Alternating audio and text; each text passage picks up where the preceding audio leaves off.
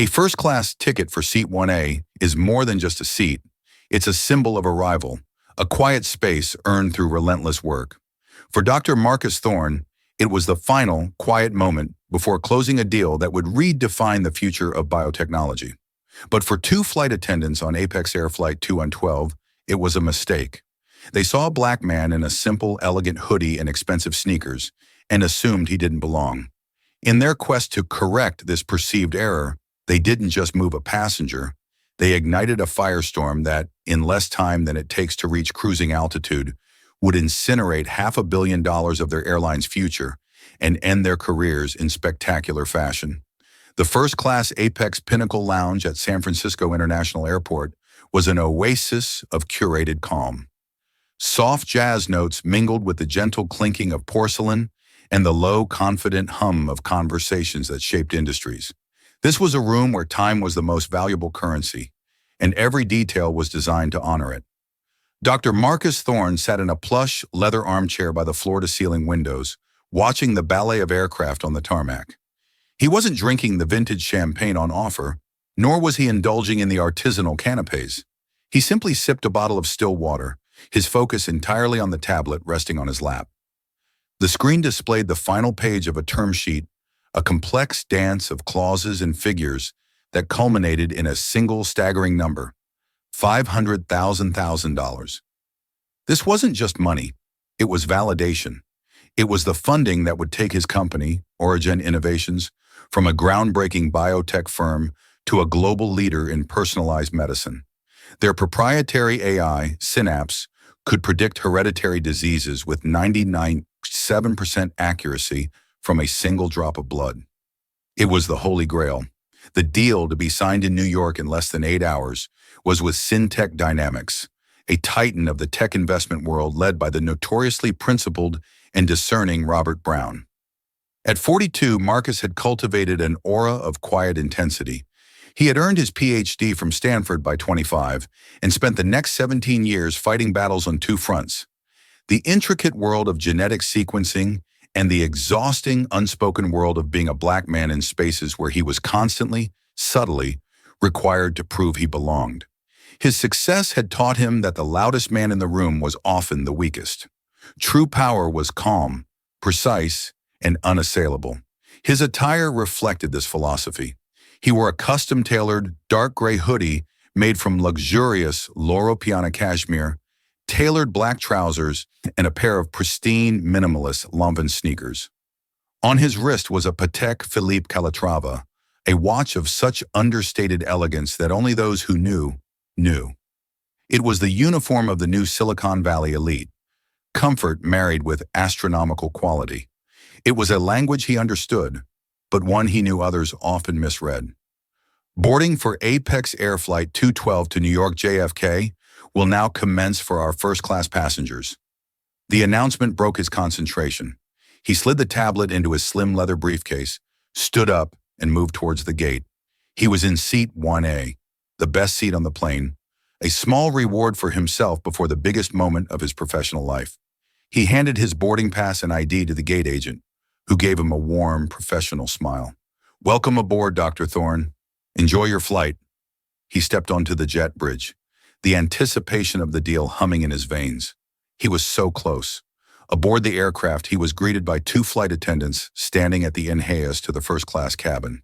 The senior of the two, a woman in her late 40s with sharp features and a name tag that read Karen Miller, gave him a smile that didn't quite reach her tired eyes. The younger attendant, Bethany Price, was bright-eyed and seemed to mirror her senior partner's every move. "Good morning," Marcus said, his voice a low, pleasant baritone. Karen's eyes did a swift, almost imperceptible scan. The hoodie, the sneakers, the relaxed posture. Her professional smile tightened by a fraction of a degree. "Good morning, sir. May I see your boarding pass?" It was a standard request, yet the tone felt different from the gate agent's. He'd flown first class hundreds of times. The usual greeting was, "Welcome aboard, sir. Seat 1A is just to your left." This felt like a checkpoint. He held it out. She glanced at it, her eyes lingering on 1A for a second too long. "Right this way," she said, her voice clipped. Marcus settled into the spacious pod of seat 1A. He stowed his briefcase, took off his hoodie to reveal a simple black t-shirt, and settled into the plush leather. He closed his eyes, visualizing the meeting with Robert Brown. He replayed his key talking points, the data, the projections. Everything had to be perfect. He was so absorbed in his thoughts that he barely noticed Karen and Bethany whispering animatedly near the galley, casting furtive glances in his direction. Bethany looked nervous, shaking her head slightly, while Karen's expression was one of resolute conviction. She was the purser on this flight, the one in charge, and her face was set like stone. A few minutes later, another passenger entered the first-class cabin. He was a white man in his late 50s, dressed in a slightly rumpled but expensive-looking suit. He was loud, booming on his phone about closing the Q3 numbers and leveraging synergy. He looked flustered and held a boarding pass for a seat in business class. Karen immediately lit up, her professional demeanor returning with genuine warmth. "Mr. Abernathy, so good to see you again," she chirped. "Karen, my favorite flight attendant," he boomed. "Listen, I had my assistant book this last minute. Stuck me in row 8. Any chance of an upgrade? I need to get some work done." Karen's eyes flickered towards Marcus for a split second. A plan, born of prejudice and opportunity, clicked into place in her mind. "You know, Mr. Abernathy," she said, her voice dropping to a conspiratorial whisper, "I think we might have a slight ticketing error. Let me just sort something out. Please have a glass of champagne while you wait."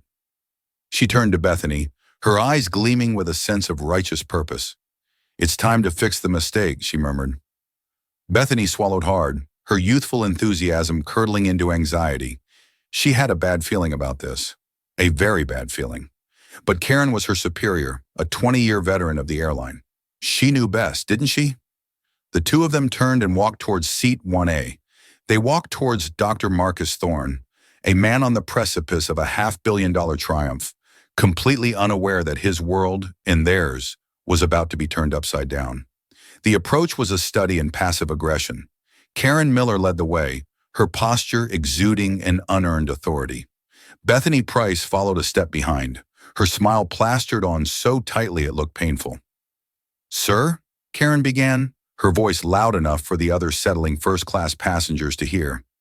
It wasn't the discreet, respectful tone of first-class service. It was the tone of a hall monitor addressing a student. Marcus opened his eyes, his meditative state broken. "Yes? I'm so sorry. There seems to have been a mistake with your seat allocation," Karen said, tapping a stylus on the tablet she was holding. She didn't look at the tablet. Her eyes were fixed on him, searching for a reaction. "Our system is showing a conflict for seat 1A. I need to see your boarding pass again." Marcus felt a familiar, weary tightening in his gut. The random security check, the accidental double booking, the computer glitch. He had encountered them all before. He maintained his composure, pulling up the digital boarding pass on his phone. "Here you go," he said, holding it out. Karen barely glanced at it. "Yes, that's what we thought. There's a priority passenger, a platinum medallion member, who was meant to be in this seat. The system sometimes has hiccups when bookings are made through third-party sites." Her implication was clear. He had likely used some discount service and lucked into a seat he didn't deserve. "I booked directly through the Apex Air corporate portal," Marcus stated calmly. "My company has a premier executive account with you." The statement was a pebble of fact tossed into her pond of assumptions, but she let the ripples pass without acknowledgement. "I understand, sir, but the system is what it is," she said, her condescending sympathy grating on his nerves. "We do have another seat for you." Bethany, sensing her cue, spoke up, her voice a little too high. "We found you a lovely seat in Economy Plus. It has extra leg room." The insult was breathtaking in its audacity. Not just a move to another first-class seat, not even a downgrade to business, a demotion past the curtains to the main cabin, framed as a favor. The other passengers were now openly staring. A woman with perfectly coiffed blonde hair in 2B looked on with detached curiosity. A man in 1D lowered his Wall Street Journal, peering over the top. The scene was set. Marcus took a slow, deliberate breath. Anger was a luxury he couldn't afford. Not now. The deal with Robert Brown required a clear head. A public confrontation would only create a bigger problem. A viral video where he would be painted as the angry black man, regardless of the provocation. He had to play chess, not checkers. There must be a misunderstanding, he said, his voice dropping lower, forcing them to lean in and listen, subtly shifting the power dynamic. My name is Dr. Marcus Thorne. My ticket is confirmed for 1A.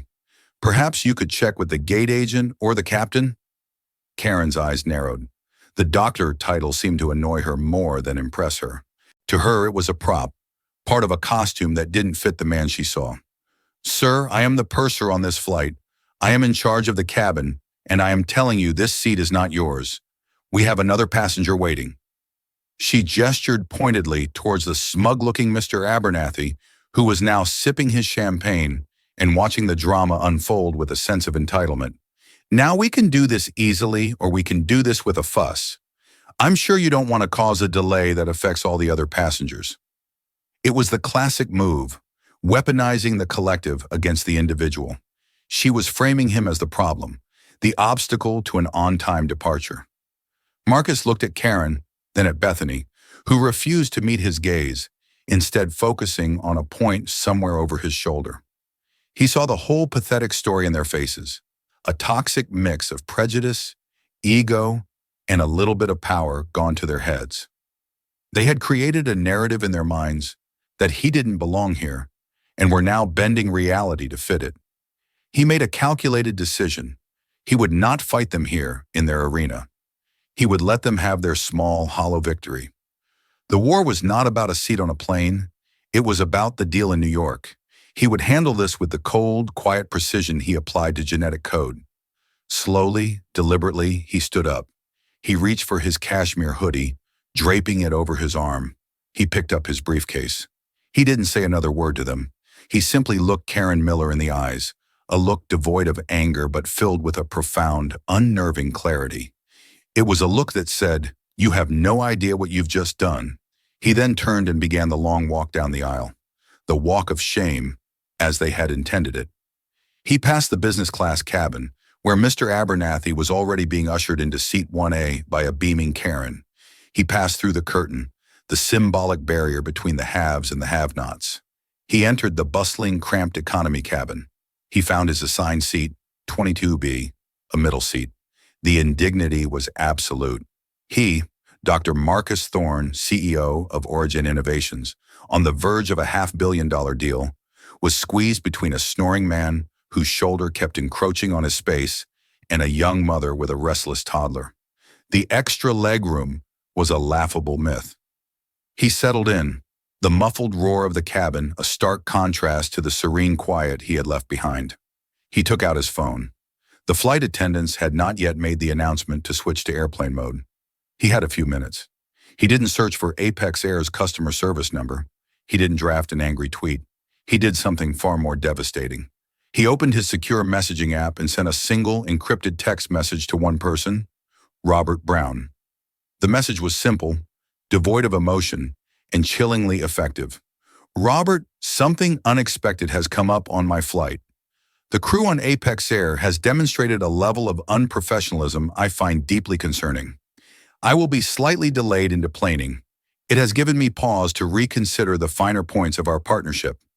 Let's postpone our signing meeting until we can have a brief call upon my arrival. Regards, Marcus. He hit send. Then, he composed a short email to his executive assistant, Isabella Rossi, a woman known for her surgical efficiency and fierce loyalty. Isabella, please cancel Origin's corporate account with Apex Air, effective immediately. All future travel is to be rebooked on alternative carriers. I will provide full context when I land. Also, please begin compiling a full report on Apex Air's recent customer service incidents and their corporate leadership structure. He hit send on that too. The cabin door closed. The flight attendant's voice came over the intercom, instructing everyone to switch their devices to airplane mode. Marcus complied, placing his phone in his pocket. He leaned his head back against the cheap, stiff fabric of the seat. He closed his eyes. Karen Miller and Bethany Price thought they had won. They had fixed the problem, restored their perceived order to the cabin, and were likely now serving warm nuts to the man in his seat. They had no idea that in those final 5 minutes before takeoff, Dr. Marcus Thorne had not just complained. He had launched 2 torpedoes, silent and unseen, that were now streaking through the digital ether towards the heart of Apex Air. The explosion was coming. It was just a matter of when. In a glass-walled corner office overlooking Manhattan, Robert Brown was reviewing the final documents for the Origin deal. Brown was a man who operated on data and intuition, and both had told him that Dr. Marcus Thorne was a once-in-a-generation mind. His company, Syntech Dynamics, didn't invest in businesses. It invested in visionaries. The $500 million was not just a haste action. It was the start of a deep, symbiotic partnership he believed would reshape healthcare. His phone chimed with a notification from the encrypted messaging app he used only for his most sensitive communications. He saw Marcus's name and swiped it open. As he read the message, his benevolent expression slowly hardened into a mask of cold fury. Robert Brown was a self-made billionaire who had built his empire on 2 pillars: relentless innovation and unimpeachable integrity. He despised mediocrity and had zero tolerance for disrespect, not just towards himself, but towards those he chose to partner with. The words in the message were measured, but Brown could read the subtext perfectly. Unprofessionalism I find deeply concerning. For a man as composed as Marcus Thorne, this was the equivalent of a primal scream. Given me pause to reconsider the finer points of our partnership. This was the kill shot. It wasn't about the money, it was about character. If Marcus was flying an airline that treated him so poorly, what did that say about the ecosystem he operated in? Did he tolerate incompetence? Did he allow others to devalue him? Of course not. The incident itself was an external data point, a reflection of a world that still saw a black man in a hoodie and made assumptions. And Apex Air's failure to recognize a man of Thorne's caliber was to Brown a symptom of a deep, systemic rot. He stood up and walked to his window, the New York skyline sprawling before him. He wouldn't do business with people who partnered with fools, and any airline that couldn't tell the difference between a random passenger and the CEO of a company they were about to give $500 million to was an airline of fools. The disrespect shown to Marcus was a contamination he would not allow to touch his own enterprise. He turned to his desk and buzzed his assistant. "Sharon, get me our chief counsel and the M&A team on a conference call." "Now." Minutes later, a grim-faced Robert Brown addressed his top executives. "The Origin deal is on hold," he announced, the words dropping like stones in the silent room. "Effective immediately, we are suspending the final signing. I have reason to believe we may not be aligned on the core principles of operational excellence and mutual respect with our potential partners' chosen vendors. I want our team to run a full diagnostic on Apex Air. I want to know everything about their corporate culture, their complaint history, and any pending litigation. I suspect we're going to find a pattern." The shock on the call was palpable. Hundreds of hours of due diligence, legal work, and financial modeling were about to be put on ice because of an airline. But no one questioned Robert Brown. His instincts had made them all fabulously wealthy. Meanwhile, 1,500 miles away in Chicago, at Apex Air's gleaming corporate headquarters, Isabella Rossi's email landed in the inbox of the Vice President of Corporate Accounts, a man named Richard Davenport. Isabella was a legend within Origin. She was Marcus Thorne's gatekeeper, his protector, and his operational right hand. Her emails were famously succinct and carried the weight of an executive order. Davenport, sipping his mid-morning coffee, opened the email. He read it once, then twice. His heart began to pound. "Cancel Origin's corporate account, effective immediately." He nearly choked on his coffee. The Origin account was one of their most prestigious new economy contracts. It was worth over $8 million a year in premium travel and was used as a benchmark to attract other Silicon Valley unicorns. Canceling it wasn't like losing a random customer. It was like having a foundational brick pulled from your wall. His hands trembled slightly as he typed out a reply to Isabella. "Dear Ms. Rossi, I must have misunderstood. We value our partnership with Origin immensely. Could you please provide some context for this sudden decision so we can rectify any issues immediately? We are committed to your satisfaction." The reply came back in less than 60 seconds. "Mr. Davenport, the context is currently at 35,000 feet. seated in 22B of your Flight 21112 from SFO to JFK. His confirmed seat was 1A. I trust you can ascertain the rest. As for rectification, it is too late. The decision is final. The requested report on Apex Air's service history and leadership should be sent to my office by end of day. Dr. Thorne believes in thorough data analysis before making final assessments. Davenport's blood ran cold. He scrambled to pull up the passenger manifest for Flight 212. There it was. Dr. Marcus Thorne, CEO of Origin, confirmed in 1A. He then checked the cabin crew's logs. A note from the purser, Karen Miller, had been entered just before takeoff. Seat conflict in 1A resolved. Priority Platinum member Mr. Abernathy accommodated. Passenger M. Thorne moved to 22B. A wave of nausea washed over him. He wasn't just an idiot, he was a liability. A purser had, on her own initiative, moved one of the most valuable tech CEOs in the country out of his paid, confirmed first-class seat and into a middle seat in economy for a Priority Platinum member. He quickly checked Mr. Abernathy's status.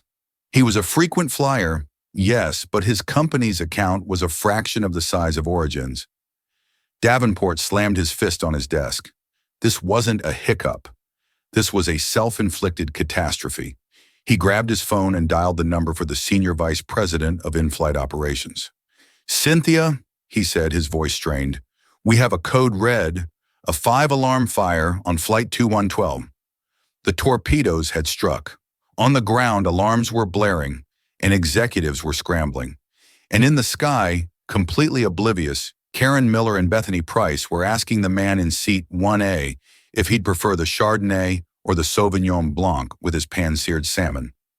For Karen Miller, the rest of the flight was a smooth, satisfying cruise. Mr. Abernathy was a delightful, if boorish, passenger, lapping up the attention, telling loud stories, and complimenting her on her firm but fair handling of the seating situation. "Good for you," he'd said, swirling his wine. "Got to maintain standards. Can't have just anyone wandering into first class. Dilutes the brand." Every word was a balm to Karen's ego. She felt like a guardian of the airline's prestige. For 20 years, she had polished cutlery, fluffed pillows, and smiled at entitled executives. That seat, 1A, was more than just a chair. It was a throne, and she was its gatekeeper. She had made a judgment call, and in her mind, she had chosen correctly. The man in the hoodie was an anomaly, a potential problem. Mr. Abernathy was a known quantity, a familiar face of success. Bethany, however, couldn't shake a gnawing unease. The look in Dr. Thorne's eyes as he walked away hadn't been one of anger. It had been something colder, more final. It was the look of a scientist observing a failed experiment. Throughout the flight, she found herself glancing towards the curtain separating the cabins, wondering what he was doing.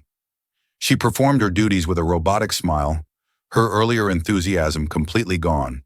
"What's wrong with you?" Karen hissed at one point in the galley. "You look like you've seen a ghost. We did the right thing." "I don't know, Karen," Bethany whispered. "He was so calm, and he said he was Dr. Thorne. What if he's somebody important?" Karen scoffed, pouring a glass of champagne. "Important people don't dress like they're going to the gym. He probably won some contest. Trust me, kid, you develop a sixth sense for these things. I know who belongs and who doesn't."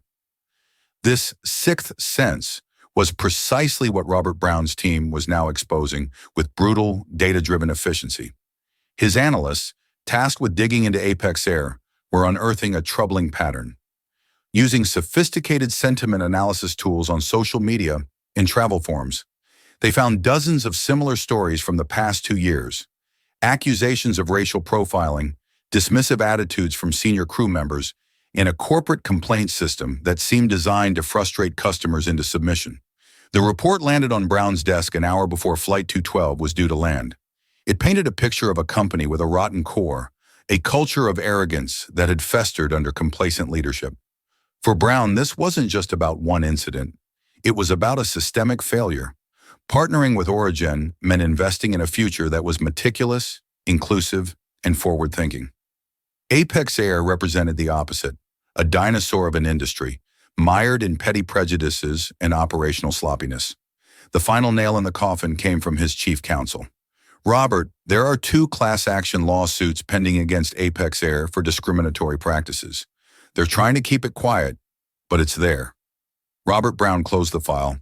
His decision was made.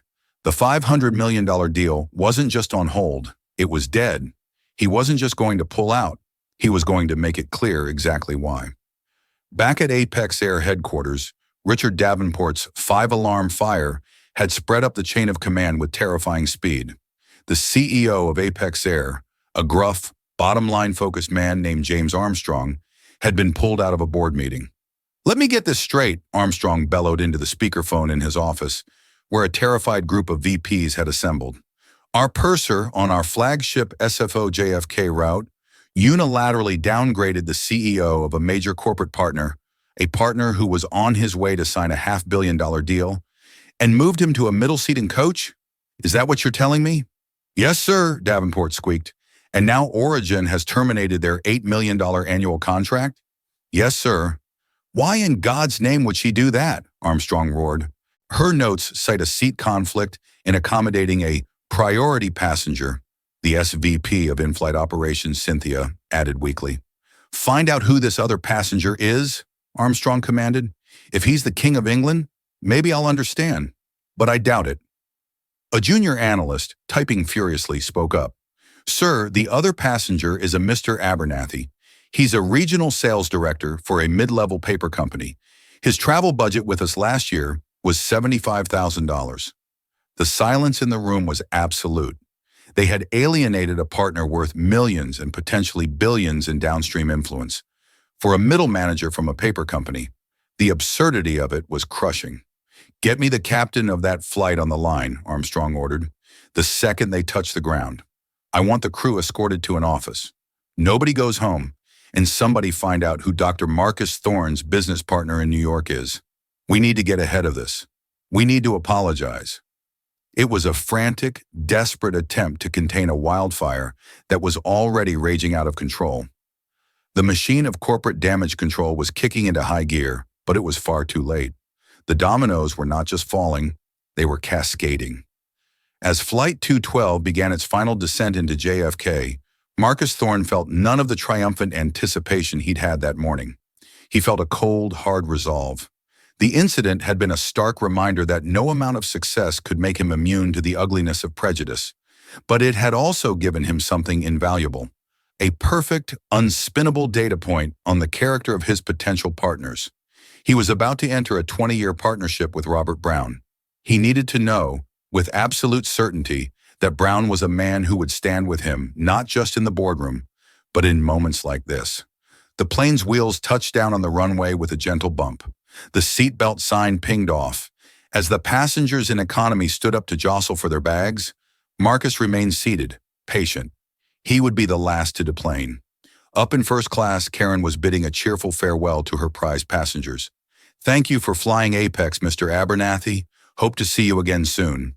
She felt a surge of pride. She had managed her cabin perfectly. She had made the right call. The flight had been a success. She had absolutely no idea that her career had ended the moment the plane's wheels touched the ground. The deplaning process was its usual chaotic ballet. First-class passengers, including a blissfully unaware Mr. Abernathy, were off first, striding down the jet bridge with an air of importance. Business class followed, then the slow, crowded exodus from economy. Marcus waited patiently until the aisle was clear. He slung his hoodie over his shoulder, picked up his briefcase, and walked slowly toward the front of the plane. As he passed through the now empty first-class cabin, he glanced at seat 1A. It was just a seat, but what had happened there was a catalyst for everything that was about to unfold. At the aircraft door, Karen and Bethany were standing, their practiced smiles fixed in place. "Thanks for flying Apex," Bethany recited mechanically, her eyes avoiding his. Karen, however, met his gaze with a look of defiant condescension. "See?" her expression seemed to say. "Everything worked out just fine." Marcus said nothing. He simply held her gaze for a moment before stepping out onto the jet bridge. The scene that greeted him was not what he expected. There was no town car driver holding a sign. Instead, standing at the end of the jet bridge flanked by two serious-looking associates, was Robert Brown himself.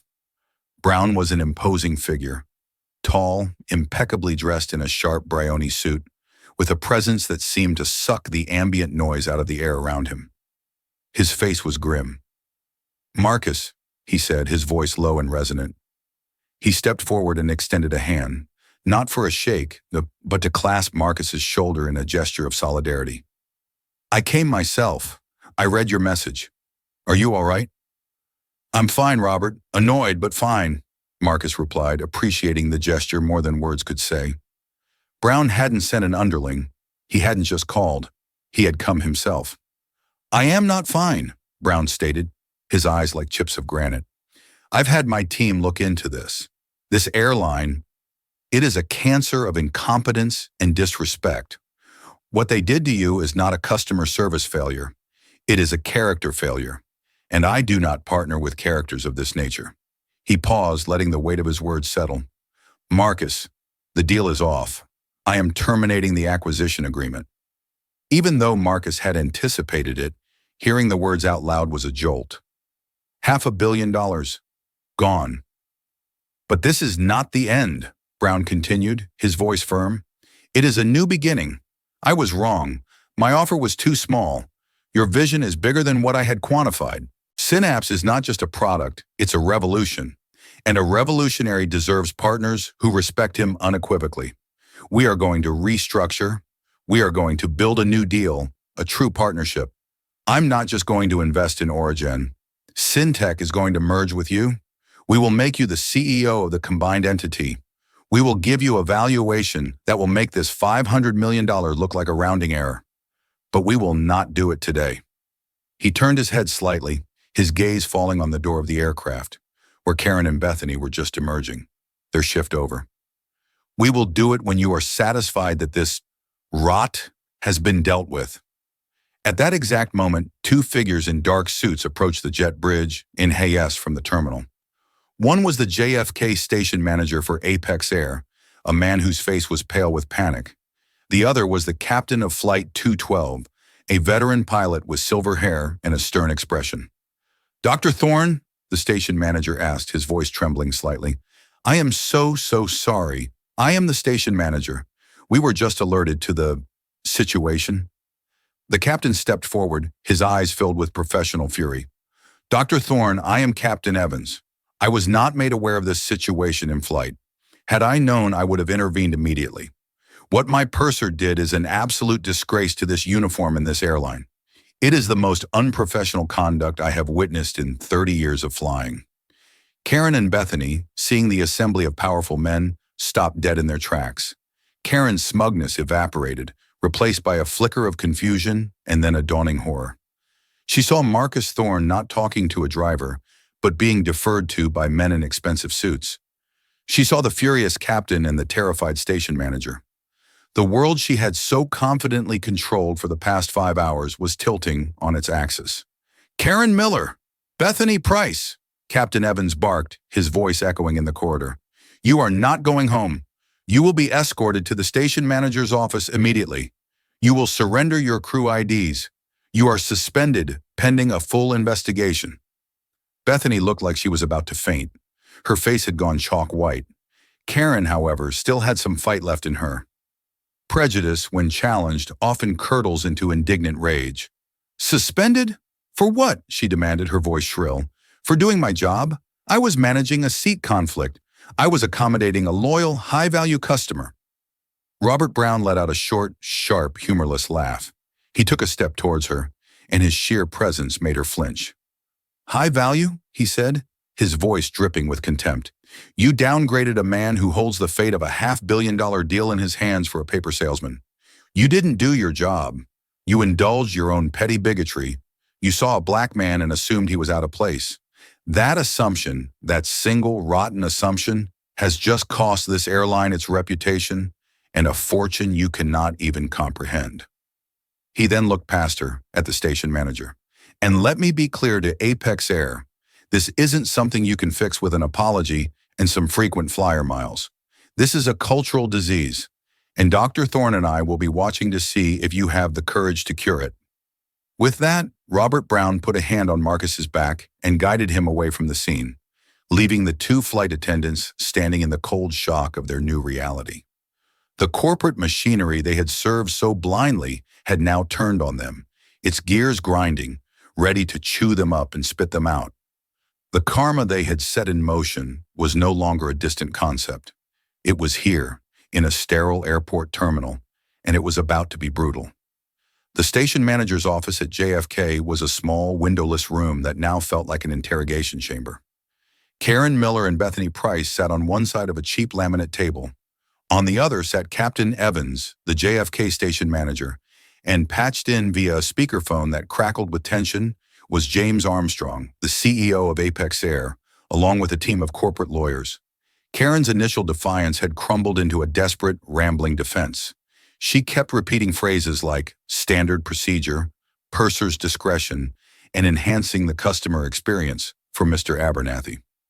Did you at any point verify Dr. Thorne's booking with the gate agent or the flight manifest on your own tablet?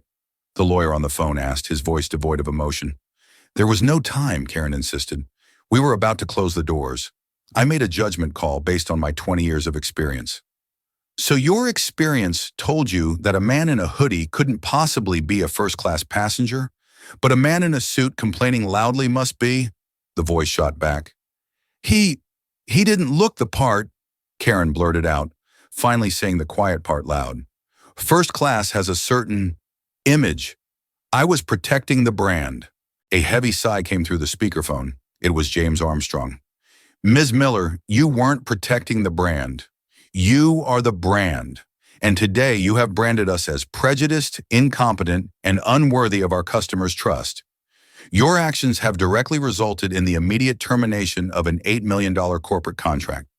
Worse, you have publicly humiliated the CEO of Origin Innovations in front of his new primary investor, Robert Brown of Syntec Dynamics, and in doing so, you have scuttled a $500 million acquisition deal that we have just learned was contingent on that flight.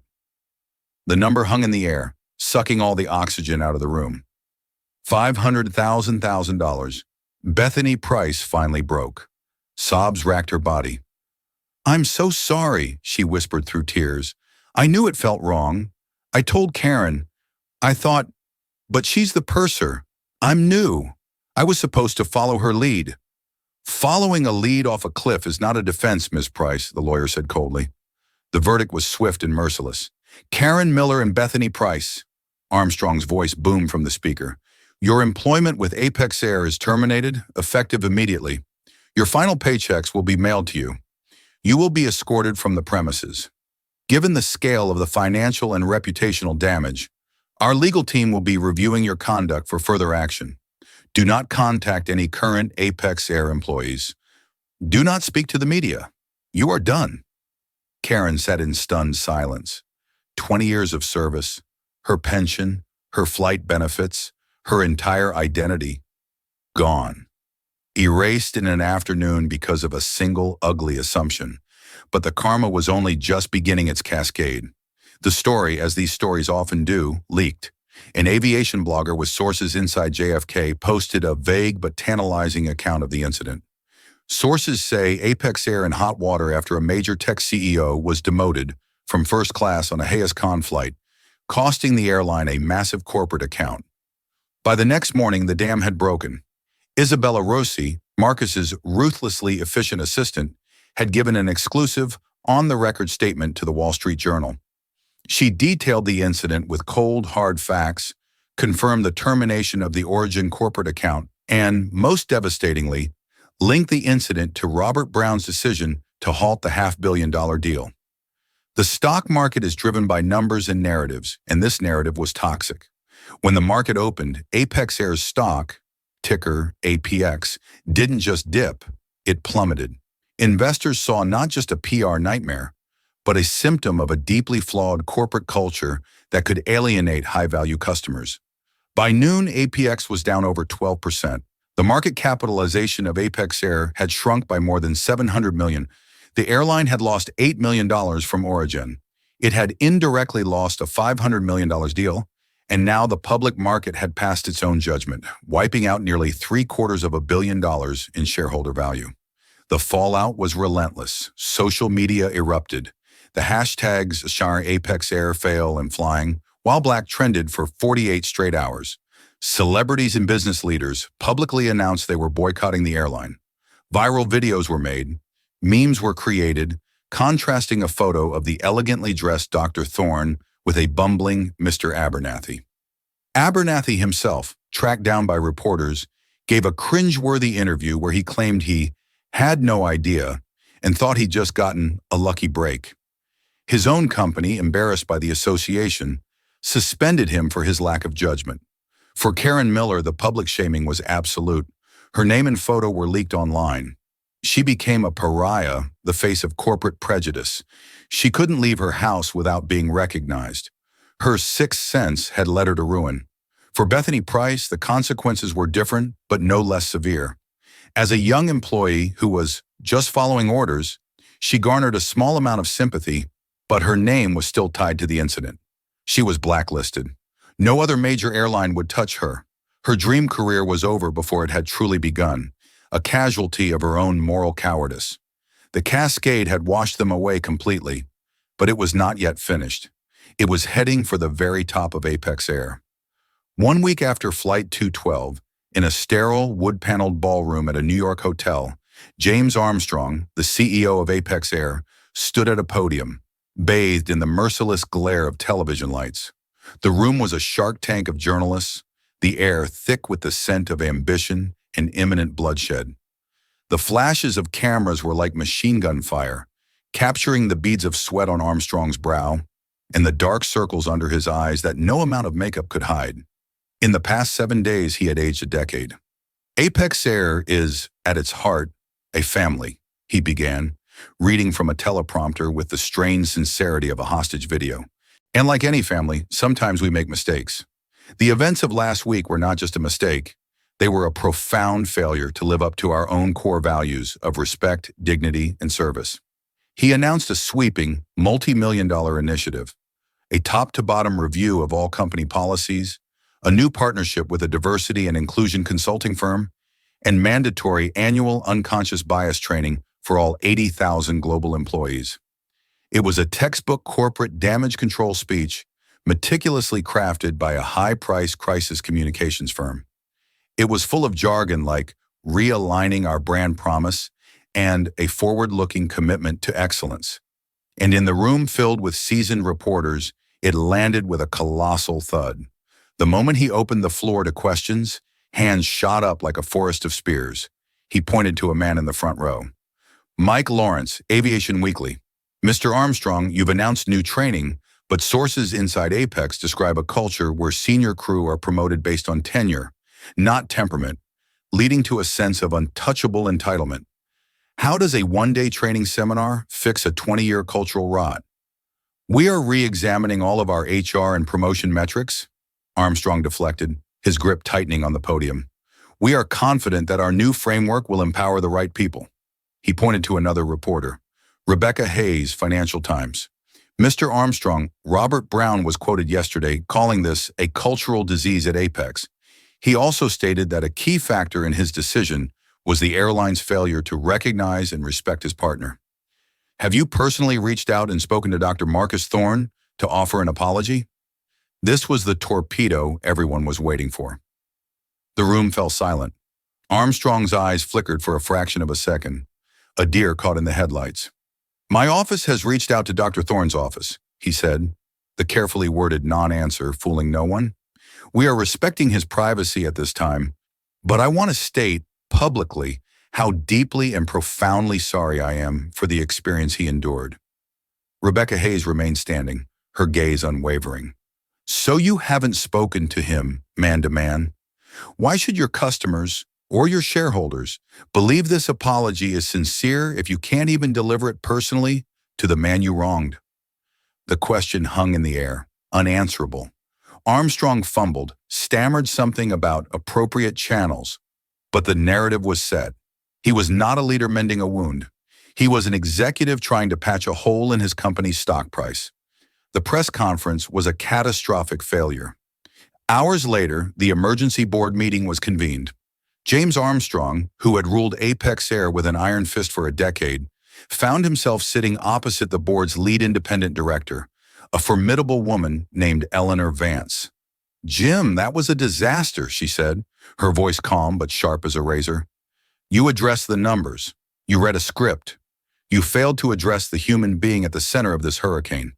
The market can forgive a financial loss, but it never forgives a failure of character. You didn't just become part of the story. You've become the symbol of its problem.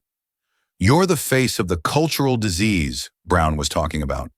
"I can fix this, Eleanor," Armstrong pleaded. "The plan is solid. We just need to execute." "No, Jim," she said, her expression hardening. "The first step of the plan is you. The board has lost confidence in your leadership." She slid a piece of paper across the table, a pre-written resignation letter. "You will resign, effective immediately for personal reasons. In return, you will receive your severance. If you refuse, we will vote to terminate you for cause. The choice is yours." 2 days later, the business world was rocked by the news. James Armstrong was out. The cascade had finally reached the summit, a swift and brutal corporate execution.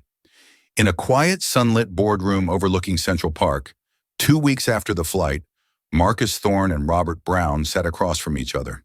The media storm had passed, leaving behind a fundamentally altered landscape. "They're cleaning house," Marcus observed, swirling the water in his glass. "The COO and the head of in-flight operations were both forced into early retirement yesterday." "A necessary purge," Robert replied, "but it's reactive. They're trying to save the furniture while the house is on fire. We, on the other hand, have the opportunity to build a new house on a flawless foundation." He slid a thick, leather-bound document across the gleaming mahogany table. The gold-embossed letters on the cover read, "Aura Syntech Biologics, a prospectus for the future." "As I said at the airport, our original plan was flawed," Brown continued, his voice resonating with conviction. "It was a simple acquisition, Syntech buying Origin. But what this incident revealed is that your leadership, your character under pressure, is your company's single greatest asset. It's not something I want to buy. It's something I need to be partners with." He opened the prospectus. "This is a merger of equals. Your shareholders will receive a 40% premium over my initial offer, all in Syntech stock. The new combined entity, Aura Syntech, will have a day-one valuation north of $3 billion. Your Synapse AI will be paired with our global distribution network and our quantum computing division. We will shorten the timeline for your clinical trials from 5 years to 18 months. He paused, leaning forward to lock eyes with Marcus. "And you will be the global CEO of the combined company. I will serve as executive chairman of the board. It's your vision, Marcus. It's only right that you are the one to lead it." Marcus was silent, absorbing the sheer scale of the proposal. The humiliation of being relegated to seat 22B, the quiet rage, the calculated response, it had all led to this. The ordeal had been a crucible, burning away a smaller deal to reveal a truer, stronger partnership. It had been the ultimate unplanned stress test, and Robert Brown had not flinched. He had stood in solidarity, not just with a business partner, but with a fellow man who had been wronged. "This is more than I expected, Robert," Marcus said, his voice quiet with emotion. "It's what you've earned," Brown stated simply, "and it's what the world needs. But now all of our partnership agreements contain a character clause. We will not do business with companies that display a pattern of unethical behavior or cultural rot. Our investment will be a force for change, not just profit." Marcus closed the prospectus and looked at Robert, a small, wry smile finally touching his lips. "It's a brilliant proposal, and I accept, on one condition." Brown raised an eyebrow, intrigued. "The official exclusive airline of Aura Syntech Biologics," Marcus said, his voice firm but with a glint in his eye, "will be any carrier on the face of the earth except Apex Air. That is non-negotiable." Robert Brown broke into a deep, genuine laugh, a sound of profound respect and camaraderie. He extended his hand across the table. "Marcus," he boomed, "that is the easiest and most satisfying deal I will ever make." As their hands clasped, the new horizon became clear. The story of Flight 212 became a legend taught in the halls of Harvard Business School, a stark, unforgettable lesson in how a single moment of prejudice could trigger a billion-dollar avalanche. Karen Miller, after a failed lawsuit for wrongful termination, vanished from public life, living in quiet obscurity.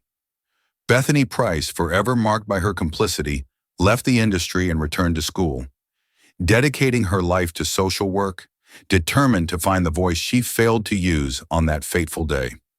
And Dr. Marcus Thorne, CEO of Orasintech Biologics, went on to lead a revolution in medicine.